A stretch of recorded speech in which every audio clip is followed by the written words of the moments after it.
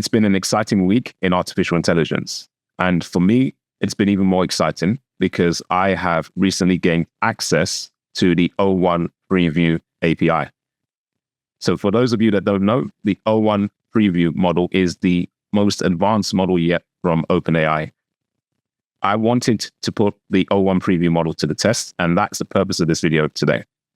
Those of you that have been following my channel for some time will know that I have been developing my own open source competitor to Perplexity, which is Jar3d. So what Jar3d does is it performs long-running research tasks or deep research across the internet and does information synthesis. So to put that in plain words, it's good at tasks like sourcing products or creating education plans or locating grants, or even creating newsletters or generating content of that nature, or helping you with literature reviews. All tasks that involve research and information synthesis. So I'll be testing Jar3d with the O1 Preview model to demonstrate to you just how powerful Jar3d can be using the latest artificial intelligence. I've also been approved for the GitHub sponsorship program, and I'm seeking sponsorship for the development of Jar3d. If you'd like to sponsor the development of Jar3d, you can do that by visiting the link to the sponsorship page in the description to this video. I'm not going to be doing a technical code deep dive on Jar3d today because I have already done several videos, and I'll link those in this video for you to watch if you wish to know more about how Jar3d works under the hood. I will cover at a high level how Jar3d works for those that just want a quick whistle-stop tour. So if you have seen that before, just feel free to skip to the demo part of this video.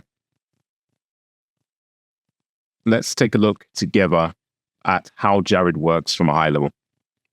So I'll start off by talking about the philosophy of Jar3d. Jar3d started off as an idea I had, first of all, to build an open source version of Perplexity for deep internet research. And secondly, I was inspired by a paper that I read on meta-prompting, which is the idea of controlling smaller, less capable agents with a central agent that is more powerful.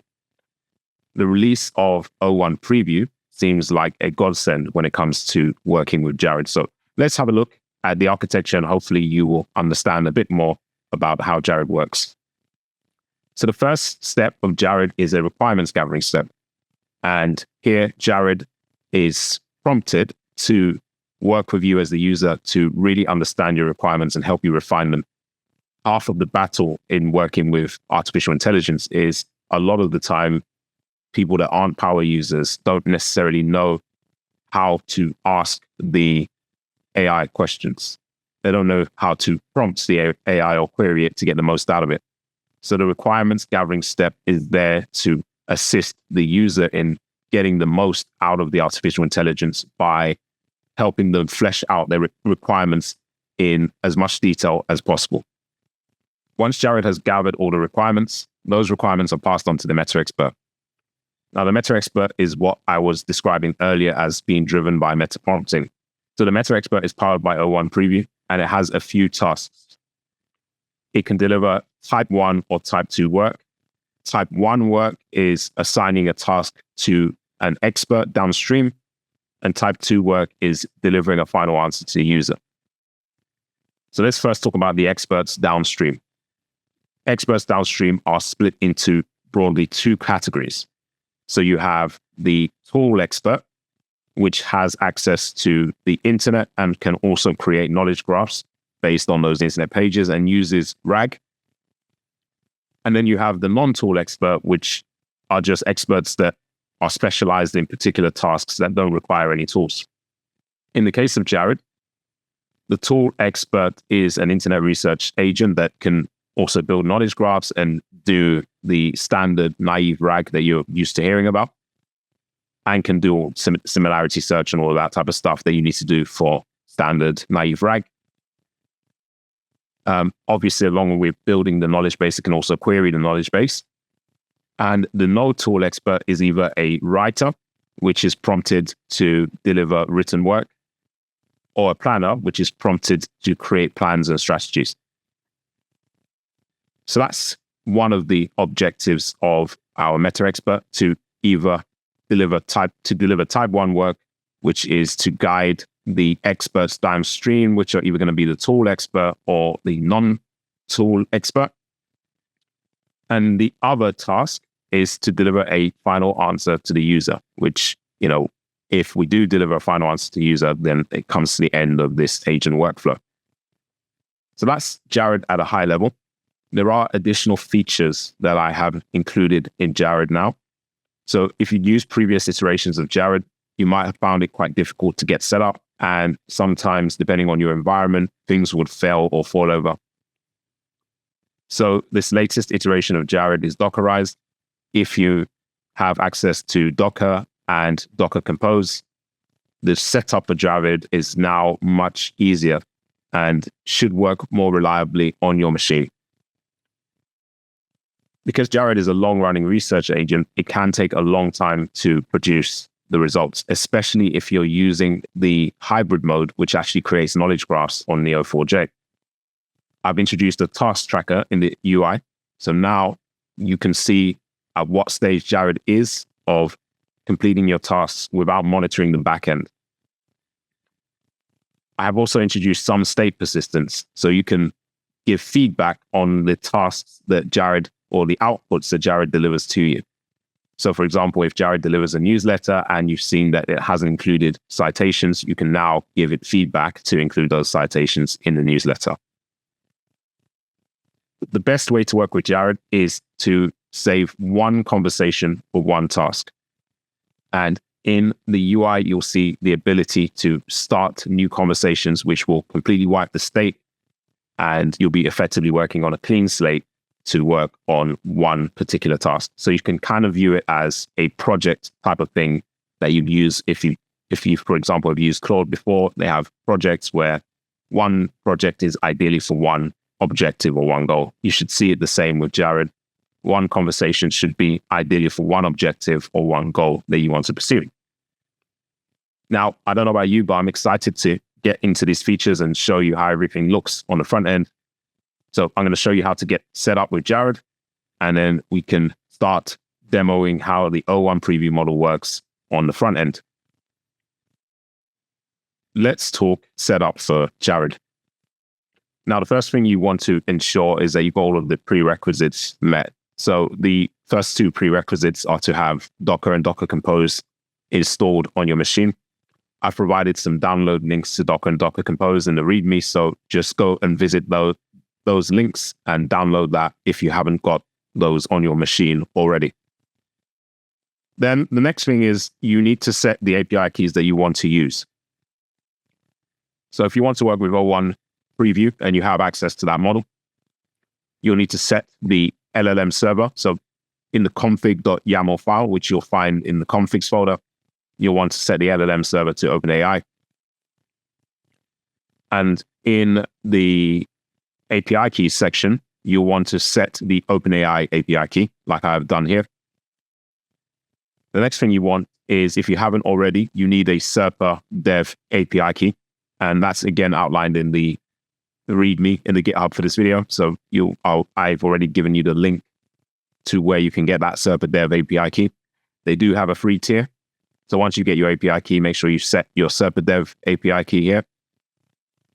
Now, this is optional. If you do want to use the hybrid mode, in which Jar3d will go the extra mile and conduct or create a knowledge graph for you in Neo4j.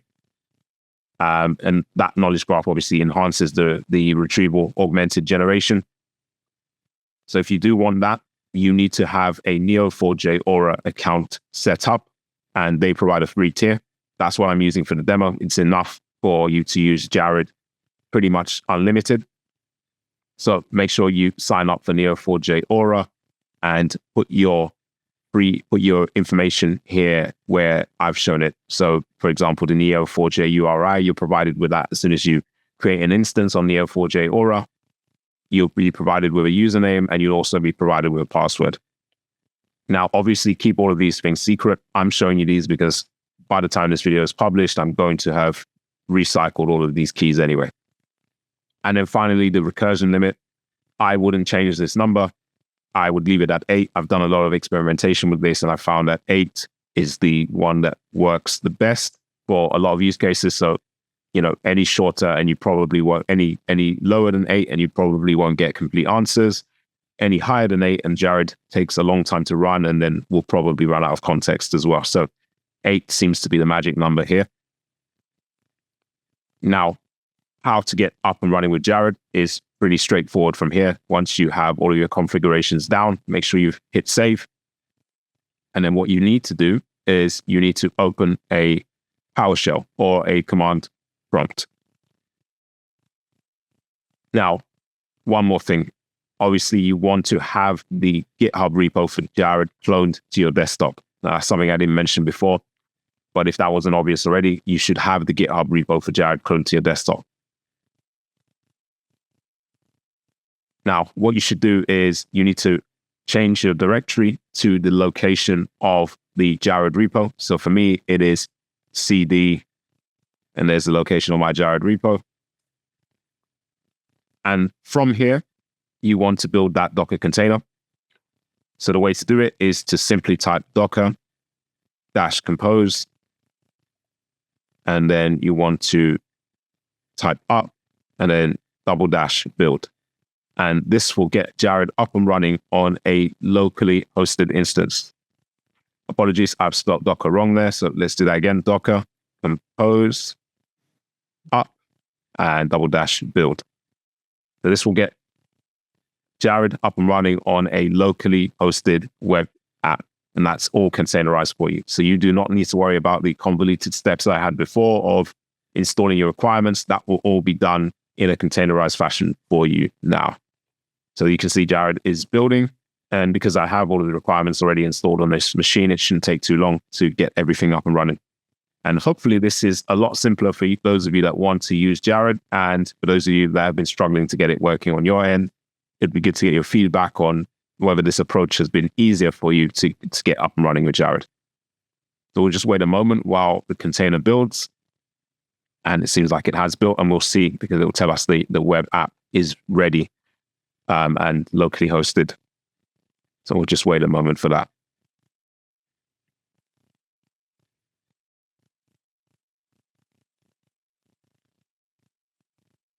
Fantastic. So it says our app is actually now available. So I'm going to pull that up.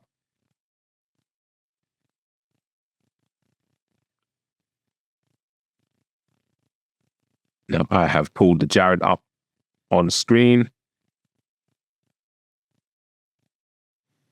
All right, so if you look on screen, what we have here is we have Jar3d up and running.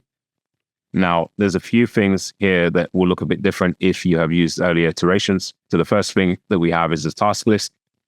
And the task list is essentially where we track the progress of the agent. So you'll see that as I start demoing Jar3d to you. The other thing I want to show you is there are new instructions in the README. So what I've attempted to do is simplify this README a bit, because before I felt it was a bit technical and didn't really explain to you how to use Jar3d. So if you need to understand how to use Jar3d, you can navigate to the README in the side panel. And what it says is, first stop is providing your requirements. And then when you finish providing your requirements, just simply submit /end in the chat.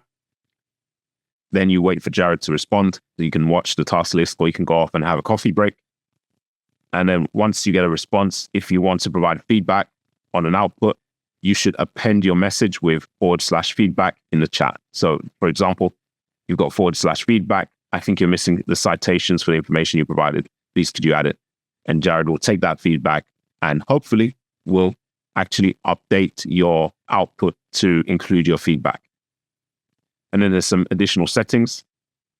So if we want to have the hybrid approach, we can set that hybrid approach in the settings menu. So this is actually a mistake. Ignore that. I'm going to remove that from the README by the time this is published to the GitHub repo. But I will show you how to set the hybrid setting if you wish. And you can also set the search location too. All right, so let's come out of this and let us begin working with Jar3d. So the first thing I'm going to do is I'm going to actually use the hybrid approach. So I'm going to search from the United Kingdom because that's where I'm based.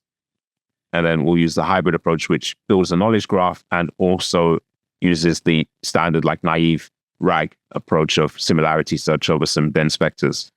Now, this does take longer, but it is more effective in retrieving information from the internet. Thus, it's effectively a deeper search. That's effectively what you're doing, in the sense that, you know, we're exploring those documents more, we're creating knowledge graphs, and we're using that to augment the large language model with relevant context.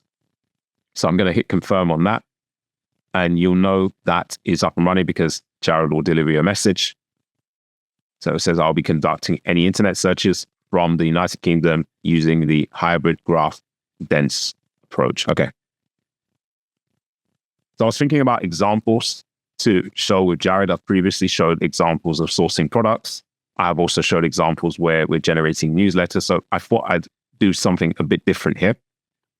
So what I'm going to do is I'm going to ask Jar3d to help me find funding for my business. So I'm going to say something like, I need help finding funding sources for my business. I'm building an AI platform for people to use AI agents. I'm working with state-of-the-art AI. And I'll say something like, my business is based. Our business is a limited company registered in the UK.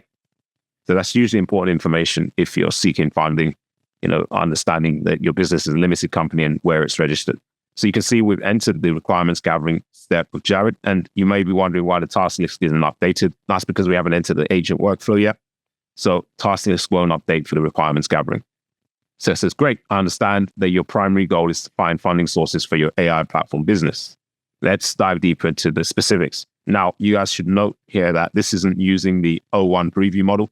The requirements gathering process is just using GPT-4o. So just bear that in mind here. You're not using the O1 preview model for this.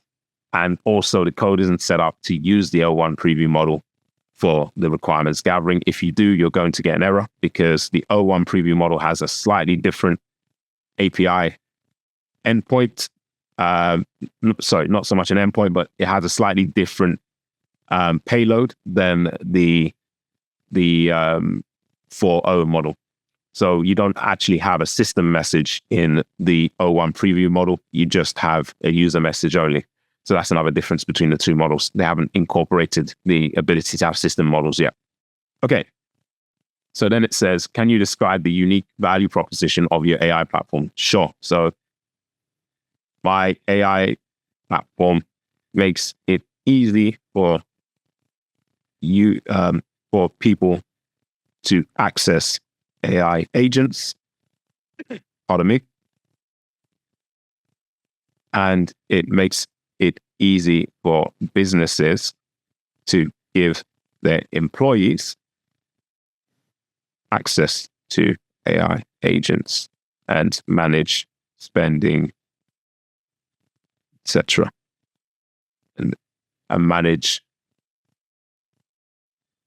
those agents across the business.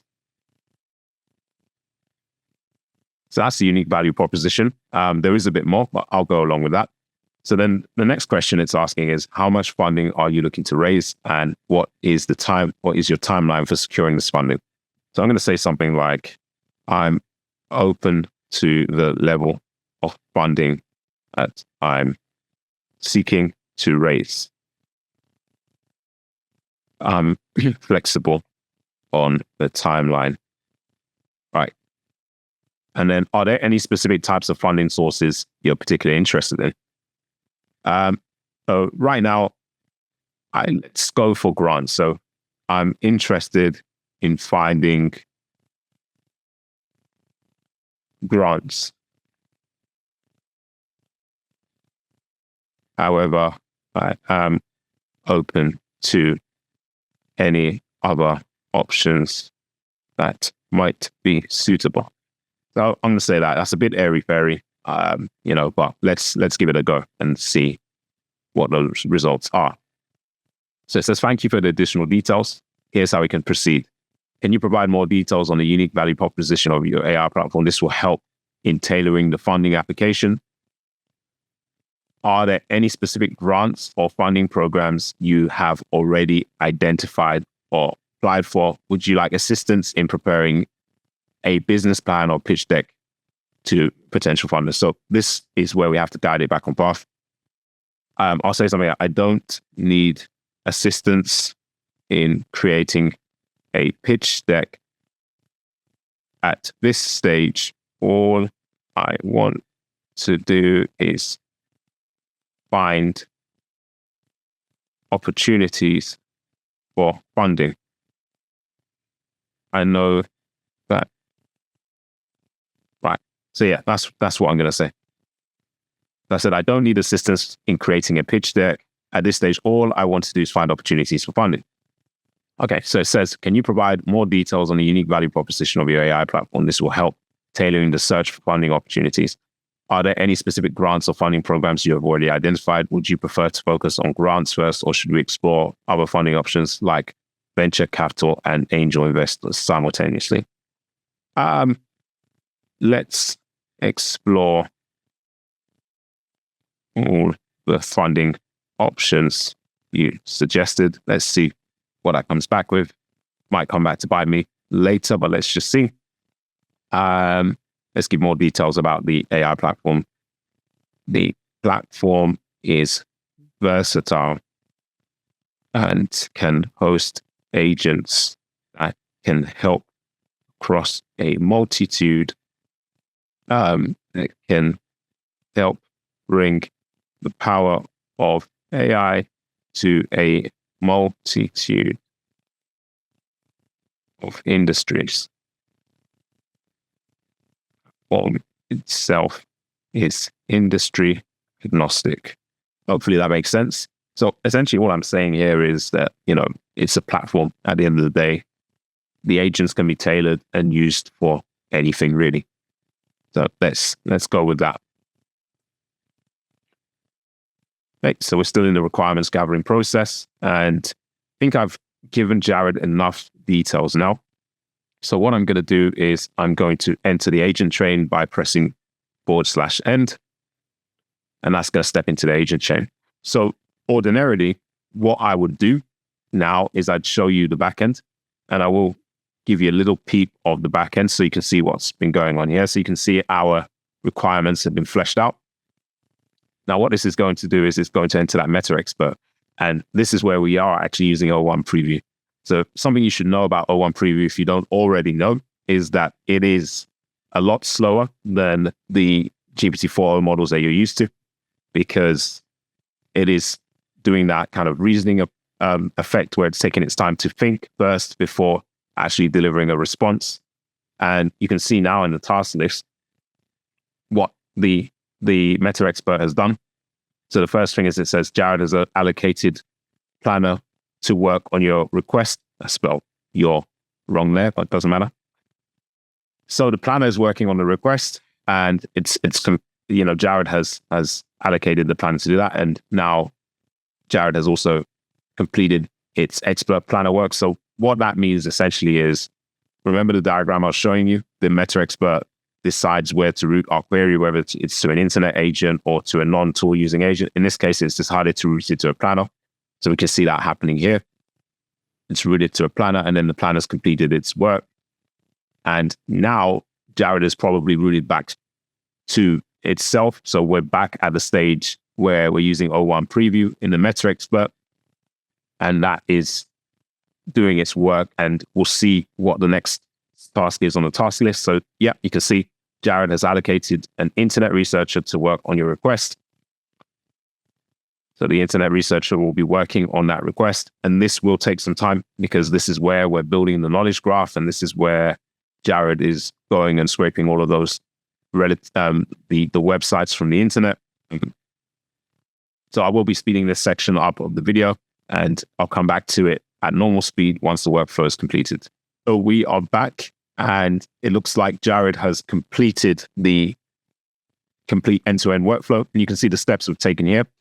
Again, pardon me for the spelling mistake, but the first step was allocating the work to a planner. Then the planner completed that work, and then it was allocated to a internet researcher. And then the internet researcher also completed that work and also created a knowledge graph for us on Neo4j.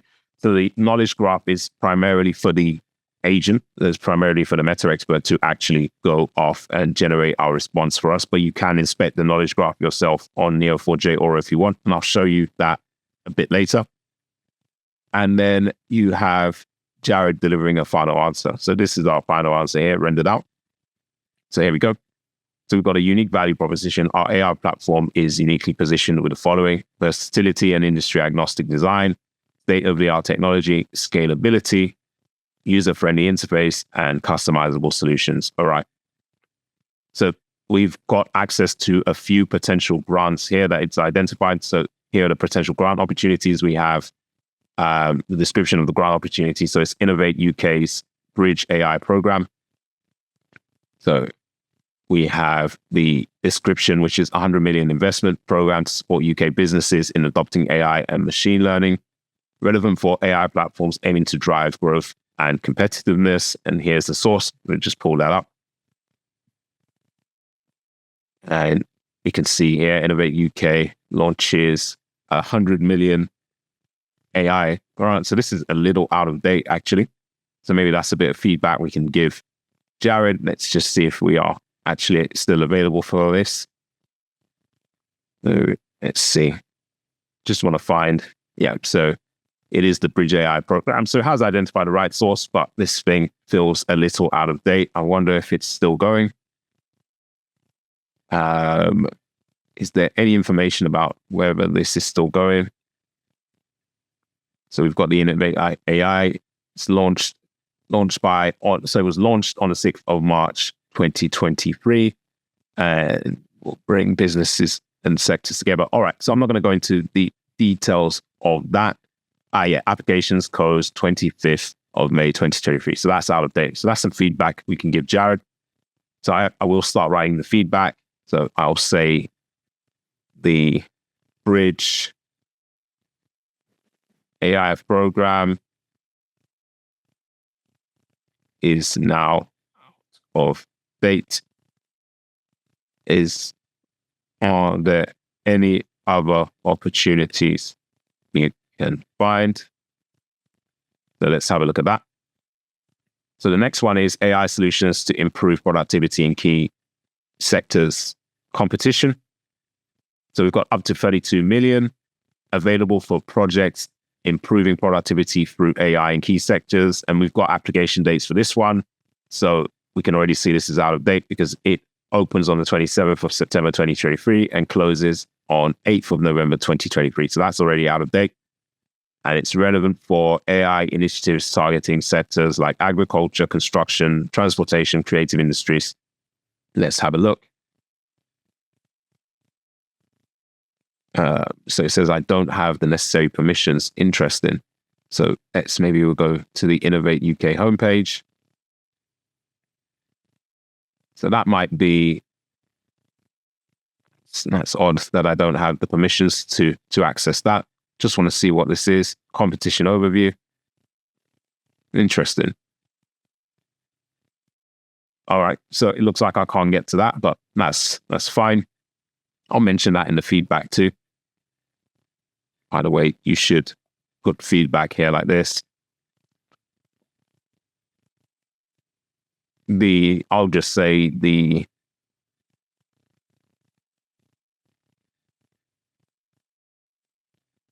is also past the application date. The next one we have is European Innovation Council, EIC. So offers grants and equity investments for high impact innovators, innovative startups and SMEs with game changing concepts. Let's have a look at that.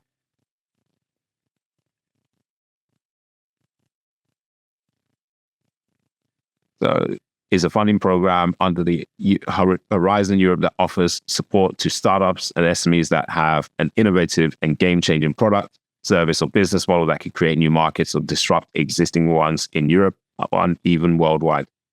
So we've got the grant funding here. So that seems to all be correct. Who can apply? Single startup or SMEs, including spin-outs. All of this stuff seems relevant. And I'm just wondering if there is an application date.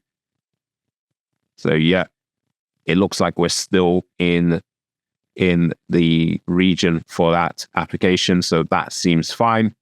That seems to have worked well. And then we've got the UK Research and Innovation, UKRI. Let's pull that up.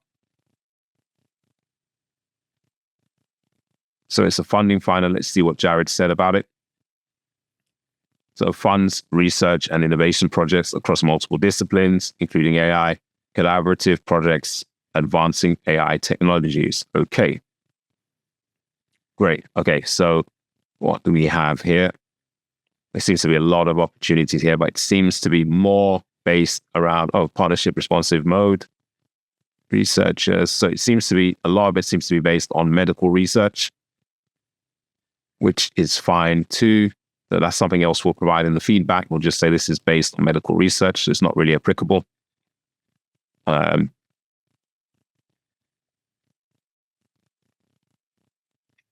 It's based on medical research and doesn't seem applicable. And then it's given us a bunch of angel investors too.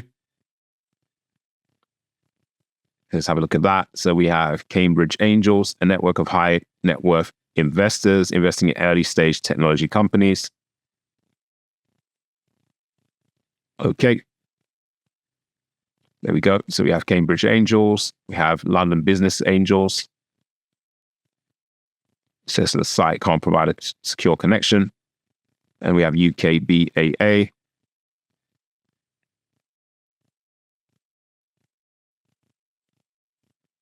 So trade body for angel and early stage investing. All right. So it seems like we have pulled quite a lot of different sources here, which is pretty good. There's even some government funding schemes here. So let's just have a look. Venture capital firms, 50 early stage VC funds. So there's a comprehensive list of 50 early stage VC funds. Here we go. So that seems to check out. That is what it says on the tin.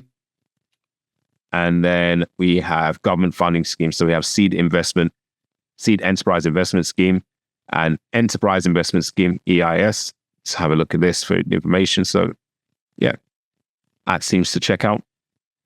That does seem to check out for what it says it was on the tin. And lastly, we have the Innovate UK competitions. I think we tried to, right. So that's actually pulled up. So we've got the Innovate UK competitions there as well. And there's a cyber one. There is, here we go, contracts for innovation and AI tools. Let's see if there's anything else related to AI analysis for innovators, round 14. So there are a lot of opportunities here that Jar3d has identified. And I would say it was worth it to go for coffee or wait a while for Jar3d to compile this list. We can also test the feedback, but before I do that, I'd like to show you the Neo4j graph that Jar3d created. So I will do that by running this query. And yeah, you can see here all of I'll show you the graph view first. So this is the graph view. And this is the actual query I use within Jar3d to query this Neo4j knowledge graph. And you can see all of the different nodes and relationships here. And how that's fed into the model itself is, as you can see in the table.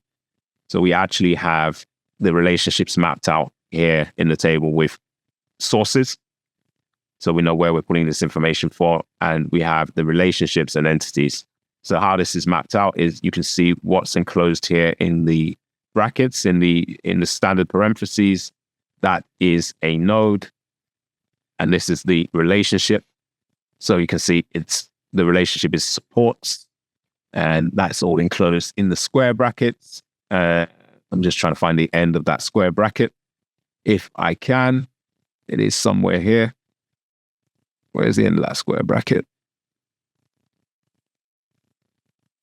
can't quite see it, but then yeah, here we go. So there it is. So here's the relationship. So the relationship is supports, and this is what is being supported here. All right. So that's how we create those knowledge graphs in Neo4j. And I've just written this query, which, does require optimization. So this is actually embedded in the Jar3d script on the script that is the offline RAG tools, offline graph RAG tool script. I'll show you that briefly. Apologies if this seems like I'm jumping around a bit, but yeah, there you go. So that's the same query. So that query queries the knowledge graph and returns that information that I showed you in the table into the context of the large language model. I'll show you briefly what that looks like in the back end too, so you can see all of that context here. So yep, this is all the context that is fed into the large language model. You can see all these relationships established there with the links. And that's from querying the knowledge graph. And that's why we can get pretty comprehensive answers by using that knowledge graph approach. So if I step back into the agent, I'm going to provide this feedback. Now, feedback is a tool I am still developing. I'm still working on this. So it doesn't work perfectly all the time. But what you want to do is you want to say feedback / and then provide your feedback. And what that will do is first, Jar3d should acknowledge that you've provided some feedback, hopefully. And then you can resubmit it to the agent, and that will pick up the last response that you delivered, or the last response the agent delivered, which is this, along with your feedback. So it says, yep, I have updated the requirements to reflect the need for current and relevant funding, blah, blah, blah, blah, blah. That's fine. And then we can resubmit that to the agent workflow. And what that's going to do is Jar3d is going to go back into that agent workflow and work through those steps again to deliver on a response that might be more suitable given our requirements. But I think even for the first round, that seemed to be pretty good. We got some good stuff out of that. And, it's not bad for an open source tool that I've been just developing over the last 3 months. If you think about it, a team like Perplexity has a lot more engineers and a lot more funding and a lot more resource to build what they've built out. The other thing I'd like to mention as well is I am starting to deploy Jar3d to business users. So if you are interested in having Jar3d deployed on site in your business, please do let me know. There's a link in the description to this video where you can book in a discovery call to talk about the opportunity and the potential for having Jar3d working inside your business to help you be more productive. And of course, it's not going to be the Jar3d you see here. It's going to be a fine-tuned version of Jar3d, something that is tailored towards your business opportunity, your business goals and what you want to achieve. And, this could be at the level of just you're a small business and you need to have an agent help you do some information synthesis. Maybe you wanted to do some additional things like send emails or do something else once it's pulled the information from the internet. What you see here is a general purpose version of Jar3d, and it's effectively a pattern that can be used and tailored to what you want to do in your business. So please do reach out if you are interested in having this or exploring the opportunity for Jar3d to be working within your business, or some form of Jar3d to be working within your business, I should say. All right. So you can see we are working again back through the agent workflow. So we've reallocated it back to the internet researcher. So it's working on our task. So it will take some time again because it's going to go off, do that research, rebuild our knowledge base. So it'll be interesting to see what it comes back with. I'm going to leave you here for now, and I'll pause this and, we can see what Jar3d comes back with. It looks like Jar3d has completed the steps. We iterated again through that agent workflow with our feedback, and we have provided back some responses based on that feedback. So it does look like we've removed some of those things that were not relevant. So the ones that were out of date. So we've got EIS investment funds, 50 active UK funds in 2024. I guess it's taken on that feedback saying that some of those things were out of date before. And I think maybe this is something we saw in the last thing before. I'm not 100% sure. I think I can scroll up and just double check. EIS investment funds. Let's just have a look. I think I remember seeing something along those lines here before. Oh, perhaps not. Perhaps not. But anyway, that seems to be something that is available for us in 2024. So that's good. It's identified a date because that's important. If we want to apply for funding, it needs to be something that we can actually apply for at this time. So here we go, top 20 AI venture capital investors in the UK in 2024. So this is another top 20. There's probably a lot of overlap between those two lists. And then we still got the Cambridge Angels, which we had before. This is new Oxford Investment Opportunity Network. Let's pull that up. Oxford Innovation and Finance. So here we go. So this is another source of investment that it's pulled up. And then we have London Business Angels, which was pulled up before. And then we've got our government options here. So we've got a different one. So you've got innovation grants. While some previous grants are outdated, new government initiatives may be available. So monitor UK government business finance support for updates. So that's fantastic. So it has identified that, it's important for us to have things that are available to us now that aren't out of date. So what is this? Finance and support for your business, access to finance. So this is not really about grants, but this is more about access to finance. Let's move on and take a look at the last one. So this is UKRI funding opportunities. So this is based on research, I believe, and it might be one of the ones we pulled up before.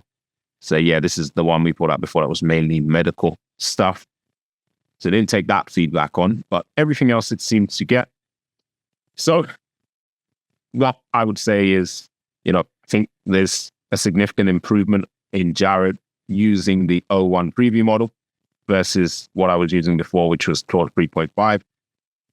However, I have noticed some areas where the O1 preview model doesn't work as well.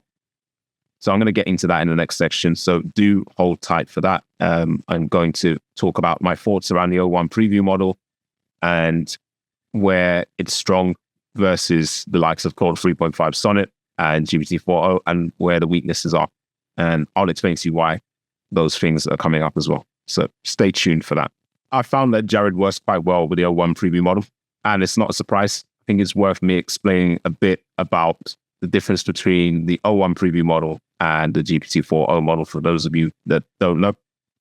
So essentially, the main thing to think about here is the O1 preview model has a reasoning trace built in, and it's effectively trained to produce a correct reasoning trace. So when they're training large language models, they do additional training. Once they've done the kind of foundation model bit of it, they do additional fine-tuning, which is, reinforcement learning with human feedback.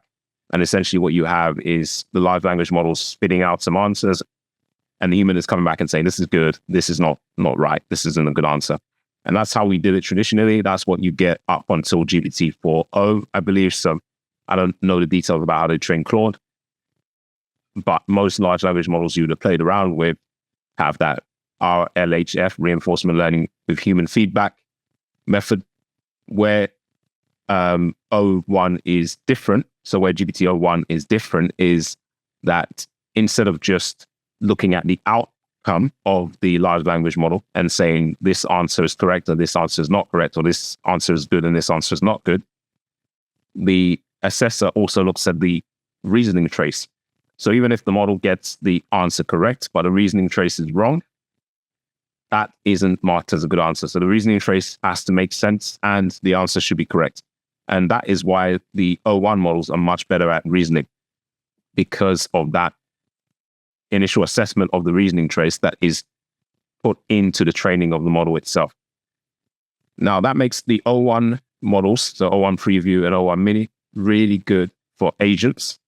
And I found that it follows the instructions almost to a T, even though my instructions for Jar3d are pretty complex. And I found before O1 Preview and O1 Mini, Claude 3.5 Sonnet worked quite well, but not all of the time. I'm getting a lot more reliable outcomes with O1 Preview for sure. Now, there is a catch. O1 Preview is slow. So it does take a lot longer to get the results back. And Jar3d wasn't fast to begin with, so it slowed it down even more, even though you get a higher amount of reliability. Now, obviously, for a business or an enterprise solution, you wouldn't necessarily want something that slow all of the time. If it's something that traditionally you expect to take long, I don't know, like something like writing a literature review, you might not mind getting Jar3d to kick off and then walking away for 20 minutes and coming back to see what Jar3d has compiled for you. But there are a lot of tasks where you won't simply wait that long to have Jar3d operate on something, and maybe even it's wrong and you have to give it feedback. So in the next iterations, I'll be working on ways to speed things up with Jar3d. The main bottleneck is constructing the knowledge graphs.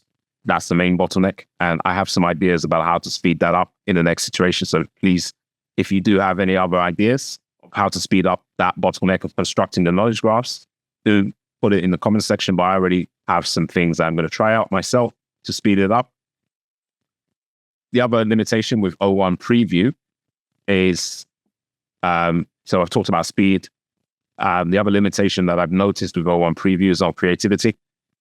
So in generating newsletters, sometimes actually the newsletters generated by O1 preview aren't as good as the ones that were generated by Claude 3.5 Sonnet, for example. It just seems like the language is a bit bland. It's a bit repetitive as well. And I think that's because the model is really trained for reasoning rather than creativity. And I think OpenAI even calls that out. So O1 preview is definitely a step up. It's definitely a step up in reasoning, but it's not useful for everything across the board. And I think part of building agents is understanding that some models are good in some areas and other models are good in other areas. You don't necessarily have to use the biggest, most state-of-the-art model to do everything in your agentic workflow. But at the same time, it's important to know which model should be used where. And I think that is a key thing with agents. Now, on open source, I have there were previous iterations of Jar3d that worked with open source models. I do need to build that functionality back in because I've made several changes to Jar3d now that might be breaking changes for things like Ollama and the VLLM inference server, for example. So I will be building that functionality back in. So stay tuned for those releases soon. If you're following the GitHub, you'll see those releases as I start pushing them. The other thing I failed to mention at the beginning is that all of Jar3d is constructed in LangGraph. So for those of you that haven't watched my other videos on Jar3d, you should be aware that I have built Jar3d in LangGraph. And if you want to know exactly how I've done that, please do watch my other videos to find that out. So remember, if you are interested in sponsoring the development of Jar3d, the GitHub sponsorship page is linked in the bio. If you enjoy this content, subscribe to the channel for more AI engineering content. Give the video a thumbs up if you enjoyed the demo. And I'm looking forward to hearing your comments about the new features of Jar3d, your opinions on O1 preview. If you've used it, if you have access to the API, you can try it with Jar3d yourself. Let me know your thoughts in the comment section. Thank you, and I'm out for now, and I'll see you in the next video.